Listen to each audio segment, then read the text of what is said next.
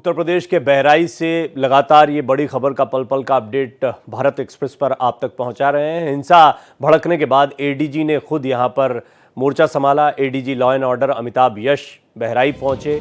हिंसक बवाल के बीच में एडीजी अमिताभ यश का एक्शन भी देखने को मिला। हाथ में पिस्टल लेकर वो सड़कों पर उतरे। पिस्टल लेकर उन्होंने प्रदर्शनकारियों को खदेड़ा। ये तस्वीरें हमने आपको दिखाई। हिंसक बवाल के बीच ADG law and order Amitabh Yash खुद यहां पर पहुंचे और ये वो तस्वीरें हैं जब एडीजी लॉ एंड ऑर्डर खुद सड़कों पर उतरे। हाथ में पिस्टल थी और यहां पर उन्होंने कई लोगों को खदेड़ा। दरअसल बड़ी तादाद में लोग उग्र प्रदर्शन कर रहे थे और काबू पाने के लिए यहां पर कड़ी कार्रवाई की ज़रूरत थी। यही वजह रही कि खुद एडीजी लॉ एंड ऑर्डर भी ग्राउंड पर एक्शन में दिखाई दिए। इस पूरी घटना के बारे में आपको बता देते हैं। उत्तर प्रदेश के बहराइच में दुर्गा प्रतिमा विसर्जन के दौरान पथराव फायरिंग में एक युवक की मौत के बाद हिंसा भड़की है। गुस्साई भीड़ ने तोड़फोड़ और आगजनी की है। इस घटना को लेकर सीएम योगी भी एक्शन में है। सीएम योगी ने साफ कहा है कि दोषियों को बख्शा नहीं जाएगा। वहीं सीएम योगी के कड़े तेवर के बाद 10 लोगों के खिलाफ केस भी दर्ज किया गया है।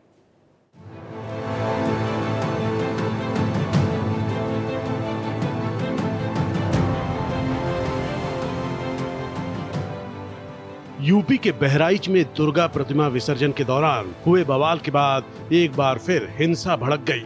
महासी के महाराजगंज इलाके में प्रतिमा विसर्जन के दौरान गोली लगने से एक युवक की मौत पर लोगों का विरोध प्रदर्शन हिंसक हो गया। उग्र भीड़ ने दुकान और कार और बाइक शोरूम में आग लगा दी, जिसके बाद हालात पर काबू पाने के लिए पुलिस को आंसू गैस और लाठीचार्ज का सहारा लेना पड़ा। दोषियों के खिलाफ सख्त एक्शन की मांग को लेकर भीड़ उग्र हो गई। तनाव को देखते हुए भारी पुलिस बल की तैनाती की गई।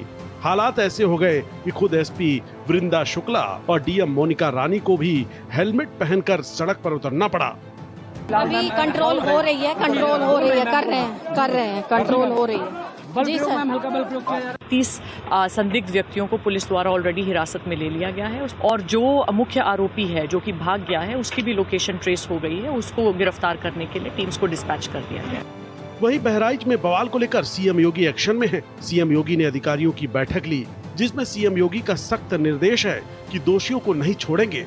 सीएम योगी के कड़े तेवर के बाद मुख्य आरोपी समेत 10 लोगों के खिलाफ केस दर्ज किया गया है। साथ ही 30 बवालियों को भी अरेस्ट किया गया है। आपको बता दें कि 13 अक्टूबर की शाम बहराइच के महसी के महाराजगंज में दुर्गा प्रतिमा विसर्जन के दौरान 2 समुदायों में कहासुनी हुई। फिर कहासुनी जल्द ही हिंसक झड़प में बदल गई। पथराव, फायरिंग और आगजनी शुरू कर दी गई। इस दौरान गोली लगने से एक युवक की मौत हो गई, जबकि 5 लोग गंभीर रूप से घायल हो गए, जिसके बाद विरोध में लोगों का प्रदर्शन हिंसक हो उठा। Bureau report, Bharat express.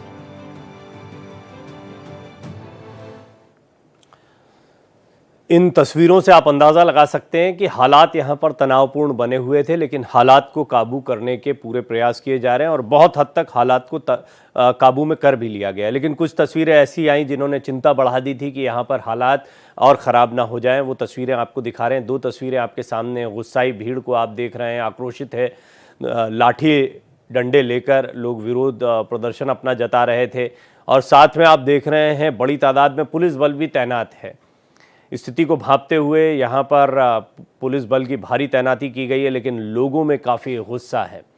इस तरह की घटनाएं जब होती हैं तो कुछ शुरुआती झगड़ों से शुरुआत होती है, कुछ छिटपुट घटनाओं से शुरू होती है, लेकिन देखते ही देखते इसका रंग अगर एक तरीके से सांप्रदायिक होता दिखाई दे तो ये मामला बड़ा हो जाता है और कुछ वही स्थिति यहाँ पर बहराइच में बनती दिखाई दी।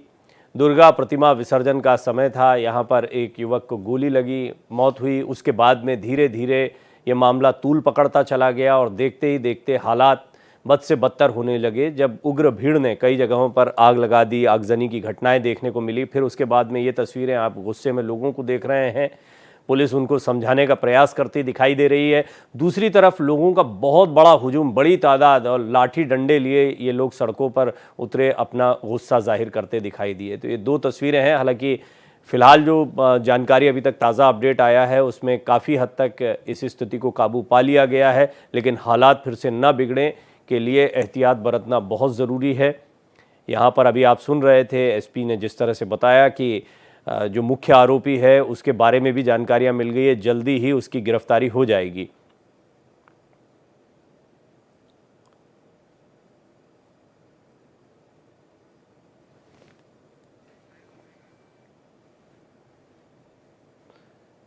दरअसल ये पूरी घटना दुर्गा प्रतिमा विसर्जन के दौरान फायरिंग की एक घटना के साथ में शुरू हुई। इस फायरिंग में एक व्यक्ति की मौत हो गई और फिर धीरे धीरे ये मामला तूल पकड़ने लगा।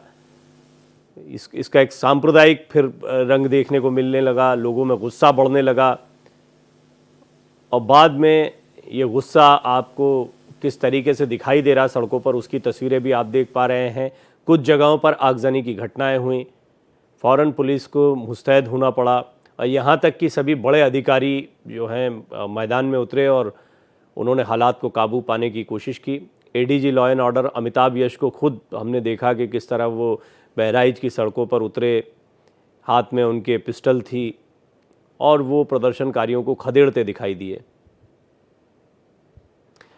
साथ ही साथ मुख्यमंत्री योगी आदित्यनाथ ने इस मामले में कड़ा एक्शन लेते हुए सख्त एक्शन की बात कही है। उन्होंने कहा जो भी माहौल को ख़राब करेगा उसको बख्शा नहीं जाएगा। दूसरा, जो लोग भी इस घटना के आरोपी हैं उन पर जल्द से जल्द कार्रवाई होगी, उन्हें जल्द से जल्द पकड़ा जाएगा। इस बात का आश्वासन पुलिस ने भी दिया है।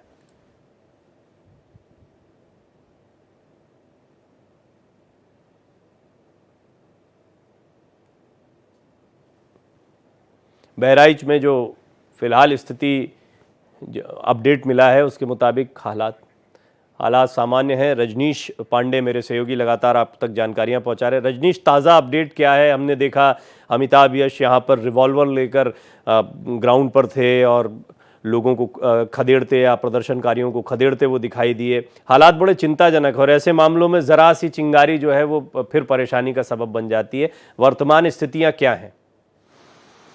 देखिए, ताजा अपडेट ये है कि वहां की जो हालात जो बहुत ही खराब हो गया था, वहां के लोकल प्रशासन के वजह से, जब से यहाँ के अधिकारी को मुख्यमंत्री योगी आदित्यनाथ भेजे हैं, चाहे अमिताभ यश की बात करें या गृह विभाग का एक आईएएस अधिकारी गया, कि जिस तेवर के लिए अमिताभ यश जाने जाते हैं बखूबी वो अपनी रोल वहां अदा कर रहे हैं। जैसे कि अब प्रवीण जी लगातार एक उनका वीडियो वायरल हुआ है कि हाथ में ग्लाक पिस्टल लेके अतताइयों को दौड़ा रहे हैं और साफ योगी आदित्यनाथ का निर्देश भी है कि किसी भी धर्म के मानने वाले हो, चाहे अल्लाह को माने या राम को माने, अगर उपद्रव में लोग शामिल हैं तो उनको बख्शा नहीं जाएगा और इसका असर पड़ा।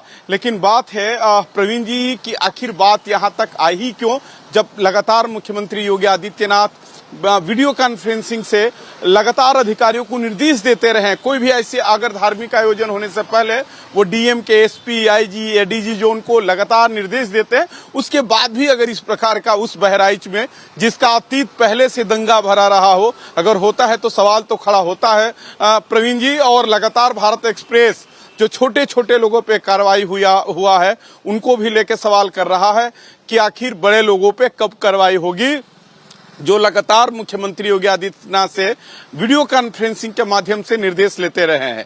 इस तरह की जब भी घटनाएं होती रजनीश, हम देखते हैं कि सियासी बयानबाजियां भी शुरू होती हैं। हालांकि ये इतना संवेदनशील मसला है कि इस पर जितने भी सीनियर लीडर्स होंगे वो संभल कर ही कोई बात कहेंगे। फिर भी राजनीतिक रूप से किस तरह की प्रतिक्रियाएं आ रही हैं, किसका क्या स्टैंड है, क्योंकि आने वाले दिनों में उपचुनाव को देखते हुए मुझे लगता है कि इस पर राजनीति भी गहराएगी। बहरहाल इस पर किसने क्या कुछ कहा है वो भी थोड़ा सा बताएं। अब देखिए, सबसे पहले एचटी हसन जो समाजवादी पार्टी के नेता है, उनका बयान आया था। उन्होंने कहा कि नहीं होना चाहिए था, चाहे अयोध्या की सांसद की बात करें।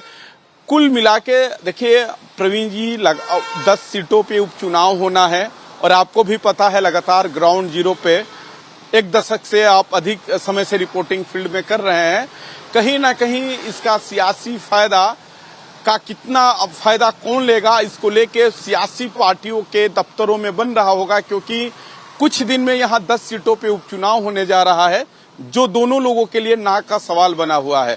जाहिर तौर पर मेरा इशारा साफ है कि इसका फायदा और नाफा किस दल को कितना होगा आने वाला वक्त बताएगा। लेकिन कहीं ना कहीं इसको लेके पॉलिटिकल पार्टियां लग गई होगी मिशन साधने में, लेकिन सवाल है कि जिस प्रशासन के लापरवाही से एक युवा का जान चला गया, आखिर जवाबदेही कौन किसकी होगी। हालांकि जरूर मुआवजे का मरहम लगा दिया जाएगा, ऑल इज वेल अधिकारी कहेंगे कि सिचुएशन कंट्रोल में है, लेकिन 12 बजे के पहले प्रवीण जी वहां के हालात सही नहीं थे। अभी लगातार दंगा की रिपोर्टिंग करते रहे होंगे। अगर शहरी क्षेत्र में दंगा होता है, दंगा होनी अच्छी बात नहीं है, लेकिन उसको कंट्रोल कर लिया जाता है। जब रूरल एरिया में दंगा होता है तो प्रशासन के लिए चैलेंज होता है, क्योंकि गांव की बनावट और बसावट ऐसी होती है तो तुरंत प्रशासन उस पर काबू नहीं पा सकता।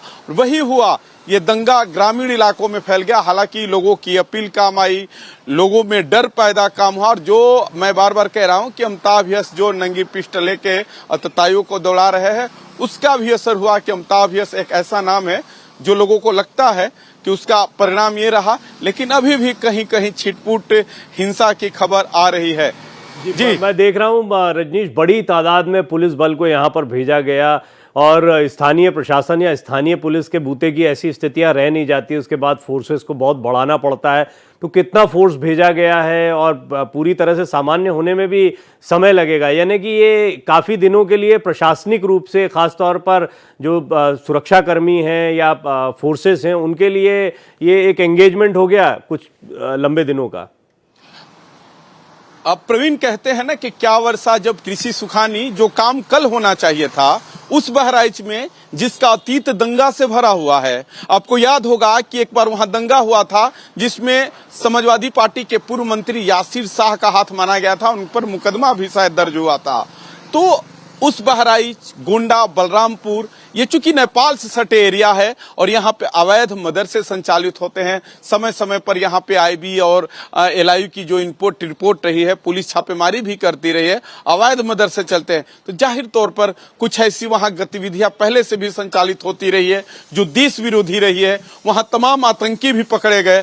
तो लेकिन दोनों पक्ष है प्रवीण। रजनीश, साथ साथ में ये मृतक के अंतिम संस्कार से जुड़ी खबर भी आ रही है, जो एक ताज़ा अपडेट है।